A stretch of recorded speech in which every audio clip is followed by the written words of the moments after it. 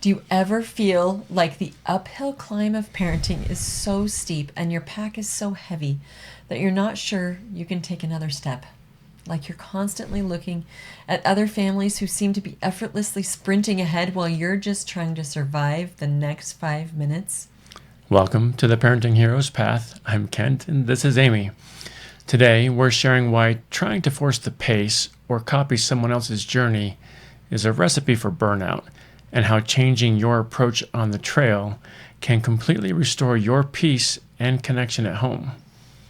So we just got back from a brutal, beautiful 2-day backpacking trip up the face of a daunting mountain. It was a multi-generational trek. We had our youngest son with us, our oldest son with us, along with his 3 oldest. We're talking heavy packs. I had a 50-pound pack, steep inclines. We climbed 3,500 feet in 4.5 miles. Oh, loose rock, intense heat, flash storms in the afternoon, bitter cold in the morning. It was the kind of hike that tests your stamina as well as your spirit. But as we were grinding up those trails, watching 3 generations move through the wilderness together, we realized something profound. The trail is a perfect mirror for the journey of parenting. When your family is going through a chaotic season, it can feel exactly like that mountain, overwhelming, exhausting, and endless. If you are ready to stop just surviving the chaos and start leading your family with true confidence, make sure to hit the subscribe button, and together we're learning what it really means to step into your role as a true parenting hero.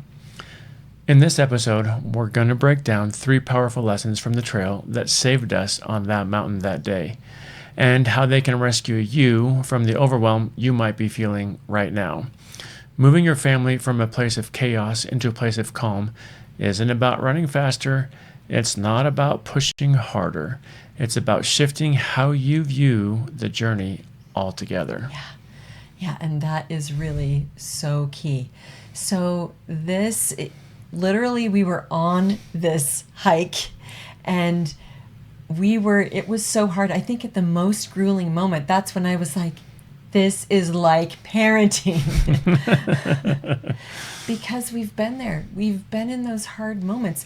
It was so steep at some points. We're feeling the weight of the backpack kind of pull you back as you're going up this steep incline. We were facing this steep incline, and also, especially the first couple miles, it was very hot. We were borderline heat exhaustion. Yeah, it's like we couldn't drink enough. It was really hard, and we got to the place, especially me, where I just had to concentrate on take a step, take a step, take a step. I couldn't think we have 4 more hours to go.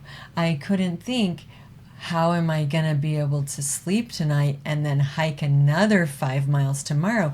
I couldn't think about that. I just had to think, let's get one step ahead, maybe as far as we could see ahead, which might not, maybe only like 50 yards ahead or 100 yards ahead, just kind of to around the next bend. That's what my focus had to be. And if I did that, then I wouldn't be overwhelmed. In parenting, when you are dealing with intense behavioral challenges, emotional distance, or deep family stress, looking at the next 10 years can paralyze you. The how-to here is radical simplicity. We want to shrink the timeline. You don't have to fix their entire future right now, right here, today. Your only job is to take the next right step with love, with composure, just putting one foot in front of the other for the next 5 minutes. Just 5 minutes. Yeah, it's really hard. It seems so much easier on the mountain to take one step at a time. But when we think about it as parenting, it's really easy to get overwhelmed and to be thinking, not just even even the day can be overwhelming. But then I start thinking about, what are they going to do in 6 months? What about in 6 years? Are they going to be able to be functioning adults? Are they going to be able to do this? And then we start to do this downward spiral because of the hard things that we're seeing. Yeah. Yeah. Whew, okay. So that was the first one. That was the first one. Huge lesson was taking one step at a time. Taking one step at a time. So when we're on a trek, this kind of a big hike, this kind of a big deal with so many different people involved with varying capacities, guess what? And ages. Different ages, all ages. The paces vary. And some of the boys were charging ahead like mountain goats, full of energy, and others of us were not that quick to get up the mountain. That's me. I really don't know why. I mean, I was fairly prepared. I was in fairly good shape, but I just don't know. I guess I was fooling myself to think that it wasn't going to be that hard. But I really thought I was going to be able to keep up with our 8-year-old grandson. And that wasn't the case. And to be fair, you had done a lot of preparing, a lot of walking, a lot of long walks. It was just different with the altitude. It was different with the pack steepness and the steepness. Yeah. It was. It was hard, and there were times when it was hard to see them doing it so easily and to feel like, no, what's wrong with me? Why am I so slow? I remember at a couple points, I had great technology. I have this analog watch. I was taking my pulse and counting the heartbeats to see, because it felt like my heart was beating out of my chest. Like I'm breathing like so heavy, like I had sprinted. I was working really hard, and I was checking my pulse because I'm like, oh, I am approaching my max heart rate. Yeah. So it was really trying in that way. And being the one who was the slowest one in the way back, and seeing all of them way ahead, I sent a picture to our daughter who was at home, and she's like, I got a little chuckle out of that picture because it was the picture that I took from way back behind, and you could see several in our group, and they were teeny, teeny, teeny. That's how far they were in a distance, so far ahead of me.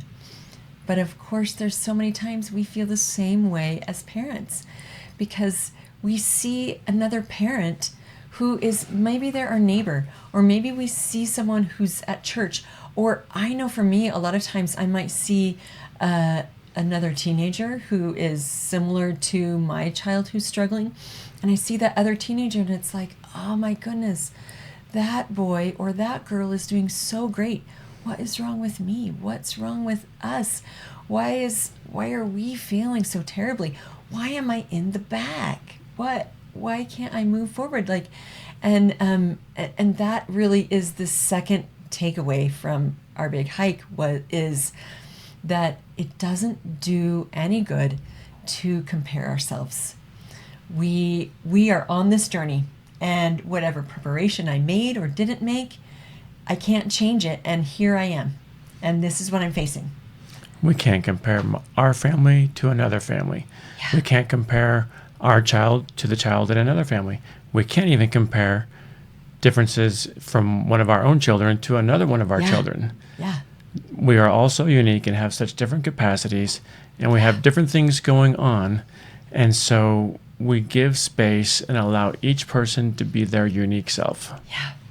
Yeah, and we might see somebody on social media, or see a parent that just seems like they have everything's going so smoothly for their family and so hard for us, but that comparison doesn't help. It really doesn't help. And I think about when I got to the place in the hike where I was just like, you know what? I'm back here. This is how fast I can go. It actually helped me to be checking my pulse, because then I realized, for me, I am approaching my max speed. This is I'm trying my very hardest. This is as fast as I can go. I kind of wish we had that kind of thing as parents. If we had a kind of measuring stick, a barometer to say, like, you know what? Yeah, you lost it today, but look at all that you faced. You were at your max, and you actually did some great, great things.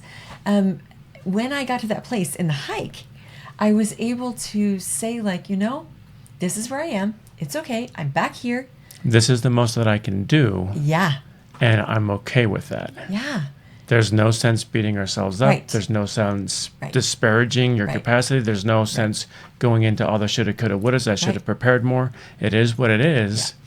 Yeah. And same thing for us in our day-to-day with parenting. Yeah.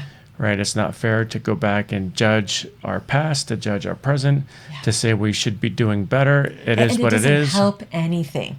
If I was, on the hike, if I was just to be like, oh, if only I could be in as good of shape as my 12-year-old son and go so fast and not be winded, wouldn't that be amazing? And then I wouldn't be stuck back, I could be so down on myself, but it's not going to help. Instead, it's like, here I am. I'm going to keep taking another step forward. And then I'm going to rest because I need to rest, and that's okay. So it's recognizing our limitations, our strengths, and continuing to move forward as parents too. Yeah. Yeah. Okay, so that's the second one, is don't get caught up in that comparison trap. It is a brutal one. Yeah. Yeah, it really is. So easy. Okay, so the third one, this was really, really important to me. One of the parts of this hike was we're going up a mountain, and it was there were so many times when we were deep in a lot of really tall bushes, or it was like we were in a little forest and we're just on a little path, and a lot of switchbacks because it was steep, and we were trying to get up the mountain. But we would go for quite a ways in the trees, and then we'd come out at this clearing spot, and we would have this incredible view. I'm actually not sure if it would have been half as enjoyable, or if I would have even made it if we didn't have those views. And I loved that we stopped and we just stood there and we looked out. We had this, it was a beautiful view of the city, and we enjoyed what we saw, and we marveled at how far we've come and what we had done, and just enjoyed it. We were just present, and it was beautiful. And we had a routine every time we did that. We said, okay, boys, packs down. Yeah. We would take our packs off, and we would stop. Yeah. Right? We're not hiking. We're not looking at one foot in front of the other, because sometimes the trail was so tricky that's where our focus had to be. But we would stop in those moments and put all the worries and concerns to the side. Yeah.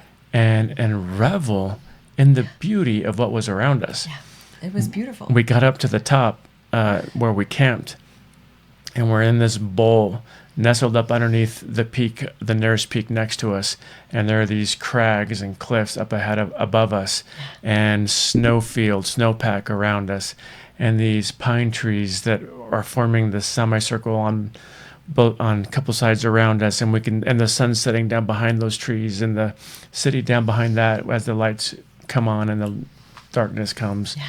And it was just incredible to see that. Yeah. And the lesson here for us is that it is so easy for us to see all the hard things, all the negative things, all the things where our children are falling short. Yeah. And to want to nag or to correct, because as parents we feel that responsibility for them and for their progress, and so we want to be on top of them and get them to every single thing, to fix this, fix that, fix the other, every single thing. Yeah. But instead, what we want to do is see them soaring. See them excelling, see how they are doing amazing things, see how they are overcoming what's hard for them, to see the progress, to see the good that's in them, to stop and do it, packs down. Yeah. pack's down. It's time to see what you've accomplished. It's time to see what you've done. Yeah. Yeah. And when we can take the time to see that beauty, like a beautiful view, when we can see the beauty in them and what they're doing, it makes the hard just bearable. It makes it, it puts it in perspective, and it just makes it so that we can get those packs back on and continue on the journey.